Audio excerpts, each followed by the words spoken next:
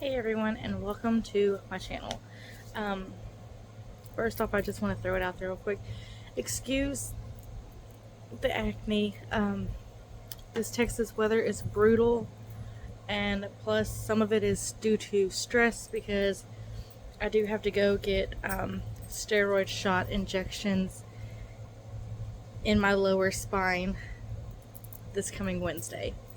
So, kind of nervous about all that. But I am working on my stuff to prepare for the first video that I throw out regarding the Gypsy-Rose case. I'm kind of going through and trying to figure out what I want, or like how I want to start it. I think what I'm going to do is start it out with like an introduction to like who Dee Dee was. I think, I don't know. If you think that's a good idea, like this, and please comment and let me know what you think. But before I even start on any of this, I just had to come on here and say I'm gonna try to get through this without, because it is a very emotional topic. Very, very sensitive topic. I have watched The Act. There's a movie that I watched that's loosely based on her predicament. I have watched The Prison Confessions. I've watched her Lifetime show. Watched Mommy Dead and Dearest, Gypsy's Revenge. You name it, I've probably watched it. I watched her interrogation. I have not watched all of Nick's because his is like 5 parts, and I think it's like upwards of 18 hours total. So I haven't had a chance to actually sit down and really dive into that one, but I've watched the first part.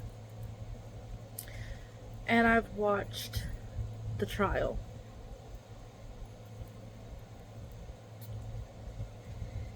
My thing is, when she wants to sit there and speak on, when she wants to go on and speak on abuse, you want to talk about triggers. That's a trigger for me. Why is it a trigger for me? Because I've been there. You want to talk about your grandfather sexually assaulted you? I don't believe that for a second. I've been sexually assaulted. I'm not going to say by who, but it's happened twice in my life. I've been there. Once when I was younger, and once when I was an adult. You want to say that Dee Dee physically abused you? I've been there too. And I can say on this one, coming from someone who's been in that boat, you don't want to be around that person. The one who abused me left bruises from the middle of my back to the back of my kneecaps. I was 8 years old, 8 or 9. It was my stepdad. My dad got custody of me. My mom kept custody of my sister. So for so many years, I lost contact with my sister and my mother. So after the age of 18, after a stupid decision by my then fiance that stupidly I went on to marry afterwards. But I had moved in with my mom, my sister, and my stepdad. The only reason I moved in with my mom and sister and stepdad was because I wanted to try to rekindle my relationship with my mother and my sister.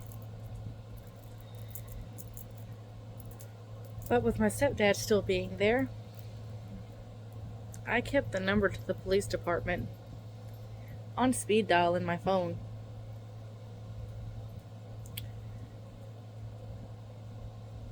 I did not want to be left at the house by myself with him home. And if I wasn't home by myself, I made sure that I was on the phone with somebody the entire time. So that if he walked into my room at any point in time, whoever I was on the phone with heard the entire conversation, heard everything that happened, to where if something happened, they knew, hang up the phone, call the cops, call me back. So, yeah, been there with the physical abuse too. Emotional abuse, been there. Psychological abuse, been there. Still there. Still there with the psychological and the emotional. I'm still there. Have I gotten over the other two, the sexual and the physical? For the most part. But it is still hard, and it is still very much so a trigger. And I watched I don't want to say it wrong, but I'm probably going to. The Vile Files podcast that Gypsy was on, where no, not that. My bad. It was a clip on TikTok of the podcast with Chris Jericho, where they were talking about her triggers. And Ryan said, "Yeah, I said you're my heart one time," and Gypsy, had to stop me and tell me that it was a trigger to her, and I didn't mean to do that. If it was a trigger, then even though you're bringing it up, it would still hit you, and you would still react the same way as if it happened in your home versus out in public, because it's a trigger. It doesn't matter where you are, who you're talking to, what you're doing. If it's brought up, it hits you, no matter what. And the fact that they talked about it, and then she's sitting there giggling and laughing, it's not a trigger. It's just for her, it's just an attention grabber. But yeah, I just wanted to jump on here and clarify that real quick. Like I said, I am. Oh, sorry. My daughter's back there sleeping, so you know how it is when you got somebody near you sleeping. You start yawning and you start feeling sleepy, but you're not sleepy. But anyways, I am going through my stuff, trying to figure out how I want to start this series off. So if anybody has any ideas, I will gladly take them. You can drop them in the comments, or you can email me. Or I also made a Facebook page. It's just Gypsy-Rose case. The picture is them standing in front of the house.